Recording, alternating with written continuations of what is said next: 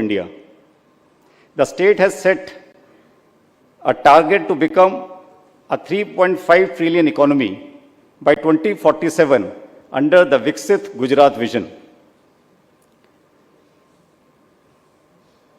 Gujarat exported commodities worth $116 billion to 228 countries in financial year 2024-25, with major exported commodities being mineral fuels, mineral oils, pearls and precious and semi-precious stones, organic chemicals, pharmaceuticals, etc.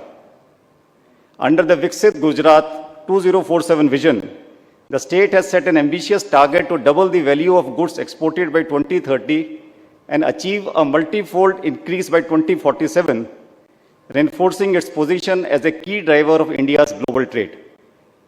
State has attracted FDI worth over 5.5 lakh crores from April 2000 to March 2025. Gujarat has retained its position in Business Reform Action Plan, Ease of Doing Business, ranking by DPIIT, Government of India. In Business Reform Action Plan 2022, Gujarat was the only top-ranked state in overall assessment by DPIIT, securing fast mover category. The state has enacted Gujarat Single Window Clearances Act 2017 to mandate disposals of approvals. Gujarat has proactively decriminalized over 200 provisions across 11 acts and rules. The state is also going to decriminalize 500 plus provisions under the State Jan Vishwas Bill. Gujarat has a one-stop fully functional investor facilitation portal with end-to-end online application mechanism for over 200 plus business-related approvals. Moreover, the portal is integrated with the National Single Window System and features an online payment facility, making the entire process seamless and paperless. The MSME Act 2019 provides 3-year exemption to all MSMEs from obtaining certain approvals and inspections. In addition, initiatives like GST Seva Kendras, MSE Facilitation Council, they provide necessary hand-holding and grievance redressal support to MSMEs. To support the industrial growth and work towards the holistic economic development, state has taken several initiatives such as creating future-ready infrastructures, tapping into emerging sectors and making investor-friendly and forward-looking policies. For example, the Dholera Special Investment Region, India's first and largest greenfield industrial region and smart city, spread over 920 square kilometers, set to emerge as a global manufacturing hub. Dholera will create tremendous investment opportunities in next-generation infrastructure projects such as the Dholera Airport, Ahmedabad-Dholera Expressway, industrial and logistics parks, warehouses, and multimodal transport facilities. Similarly, Gujarat has pioneered sector-specific infrastructures like GIFT City, India's first international financial service center with India's first international exchange, India INX. Alongside, we are also developing sector-specific parks such as PM Mitra Park, Bulk Drug Park, Medical Devices Park, Vehicle Scrappage Park, and Agro-Food Park to accelerate targeted investment. These landmark projects continue to attract global investments and create large-scale employment opportunities. To meet the ambitious target of Viksit Gujarat at 2047, state is actively attracting investments in sunrise sectors like semiconductors, renewable energy, green hydrogen, as well as aerospace and defense, to name a few.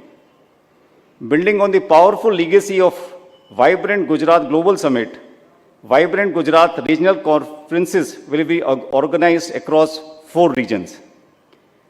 The theme of these regional conferences is Regional Aspirations, Global Ambitions, as the aim is to showcase the regional strength and preparedness of regions of Gujarat, highlight key sectors, project and infrastructure, create a focused platform that connects local capabilities with global opportunities through inclusive and knowledge-sharing engagements, and unlock the untapped potentials of Tier 2 and Tier 3 towns.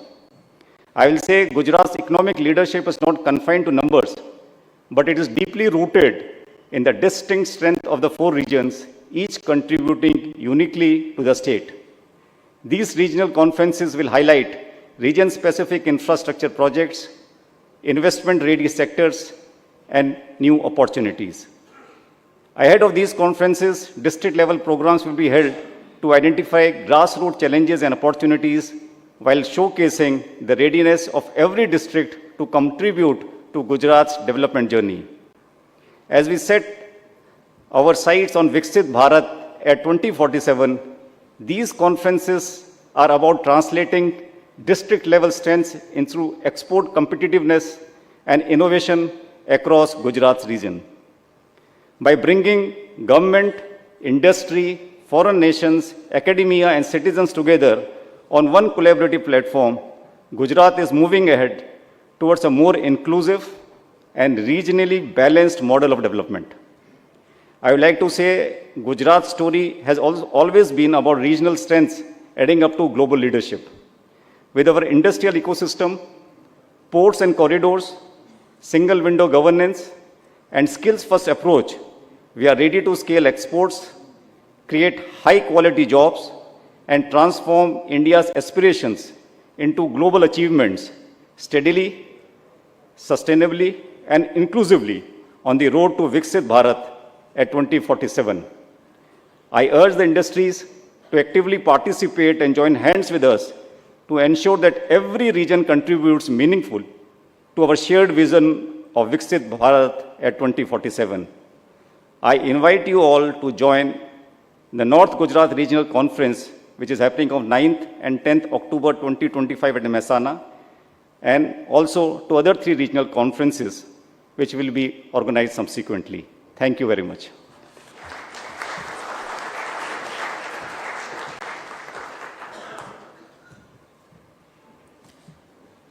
Thank you very much, sir, for your inspiring words and for underlining the vision with which Gujarat continues to lead India's growth trajectory.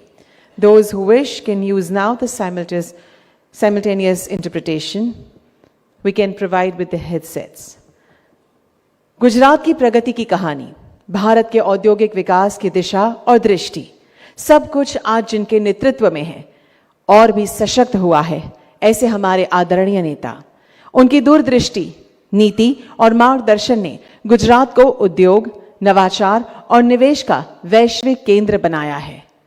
बहुत ही आदर और गर्व के साथ मैं आमंत्रित करती हूं गुजरात के माननीय मुख्यमंत्री श्री भूपेंद्र भाई पटेल को कि वे इस महत्वपूर्ण अवसर पर अपने प्रेरणादायी विचारों से हम सभी को मार्गदर्शित करें।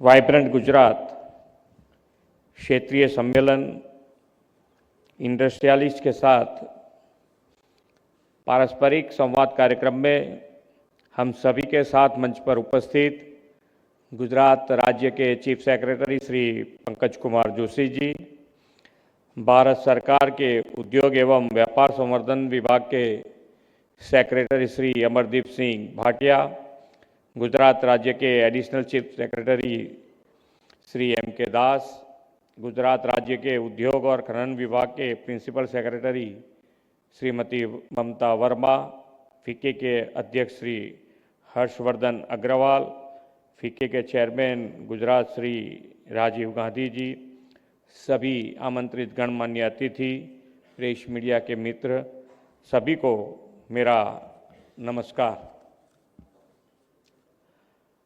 आगामी वाइब्रेंट गुजरात रीजनल कॉन्फ्रेंस की तैयारियों को लेकर आज की ये हमारी मुलाकात मेरे लिए अत्यंत हर्ष और गर्व का विषय है।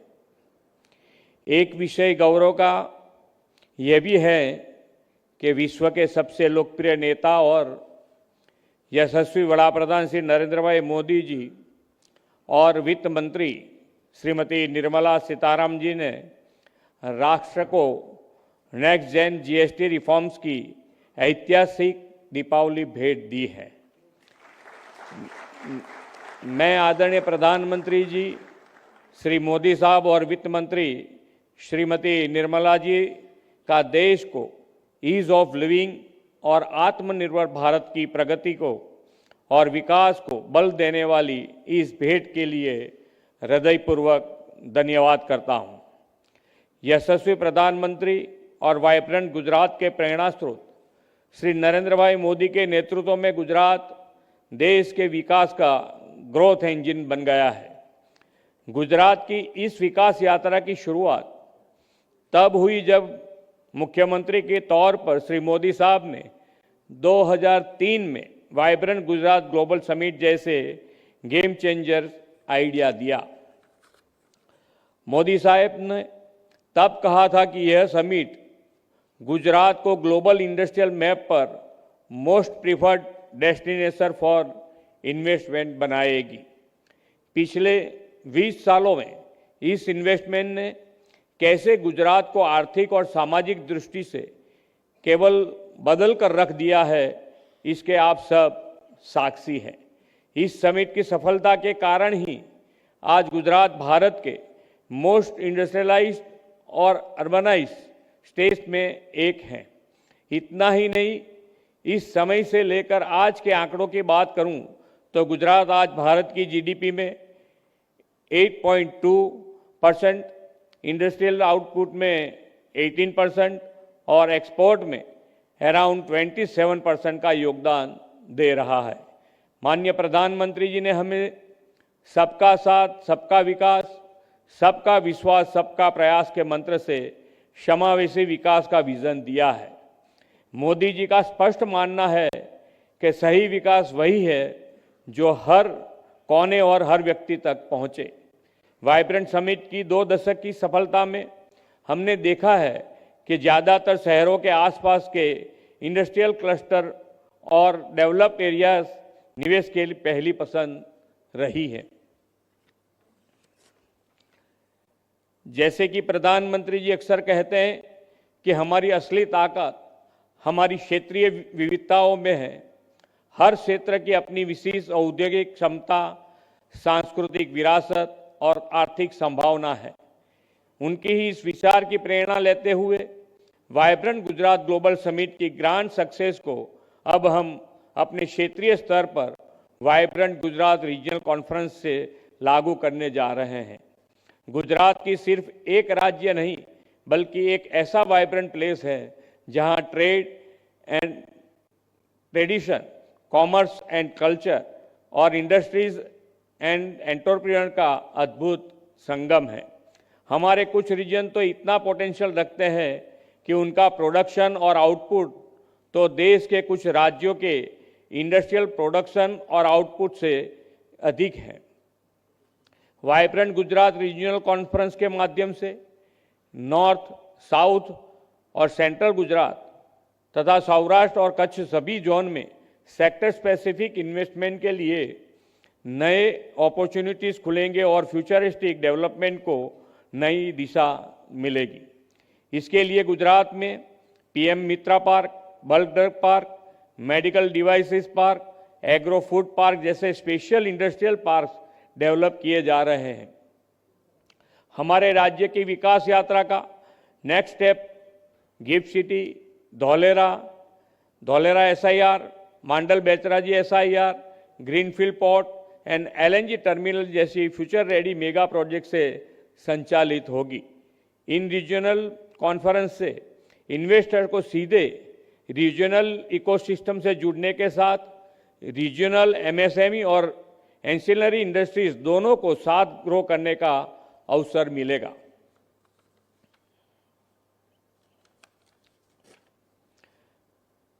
मुझे ये बताते हुए खुशी हो रही है कि पहला वाइब्रेंट गुजरात रीजनल कॉन्फ्रेंस उत्तर गुजरात के मेहसाणा जिले में 9 और 10 अक्टूबर को आयोजित होगा। इसके बाद हर 3 महीने में बाकी 3 रीजन में कॉन्फ्रेंसेस होंगे ताकि हमारे राज्य के सभी वाइब्रेंट क्षेत्रों को इस मंच से जोड़ा जा सके। इस प्रयत्न को और मजबूत देने के लिए VGRC के दौरान ट्रेड शो एग्जीबिशन और सेक्टर स्पेसिफिक सेमिनार के आयोजन से रीजनल प्रोडक्ट को डोमेस्टिक और इंटरनेशनल स्टेक होल्डर्स के सामने प्रस्तुत करने का मंच मिलेगा। ये प्लेटफॉर्म्स न केवल गुजरात की औद्योगिक और सांस्कृतिक समृद्धि को प्रदर्शित करेंगे, बल्कि पार्टनर कंट्रीज और ग्लोबल ऑर्गेनाइजेशन के साथ सक्रिय सहयोग के माध्यम से बायलैटरल ट्रेड भी प्रमोट करेंगे।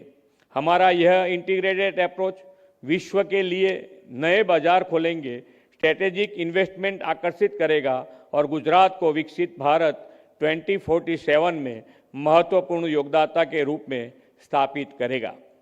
साथ ही मुझे पूरा विश्वास है कि हमारी ये नई पहल विकसित गुजरात 2047 के लिए गुजरात की इकोनॉमी को 3.5 ट्रिलियन US$ बनाने के लक्ष्य में भी महत्वपूर्ण भूमिका निभाएगी।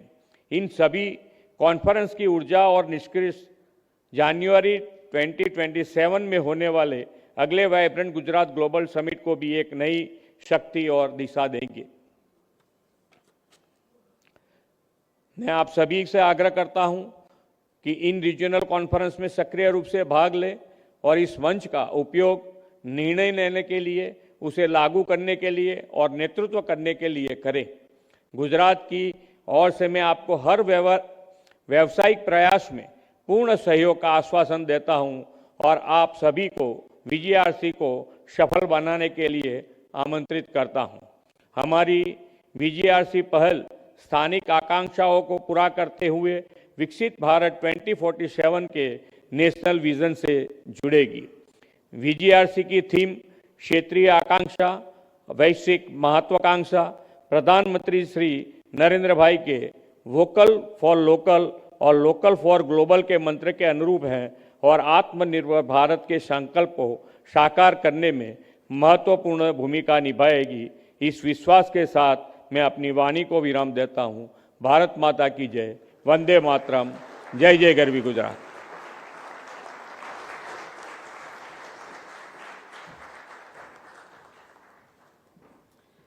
धन्यवाद माननीय मुख्यमंत्री जी, आपके प्रेरक विचारों ने इस कार्यक्रम को नई ऊर्जा और दिशा दी है। आपके नेतृत्व में गुजरात निश्चित रूप से आने वाले समय में उद्योग, निवेश और विकास का वैश्विक आदर्श बनेगा। As we conclude, ladies and gentlemen, I sincerely thank Honorable CM Sir Shri Bhupendra Bhai Patel, our senior officers and industry partners for your valuable presence. Your insights and support have made this session truly meaningful. Thank you. With this, we now conclude the formal session and I request you all to join us for the high tea. Thank you.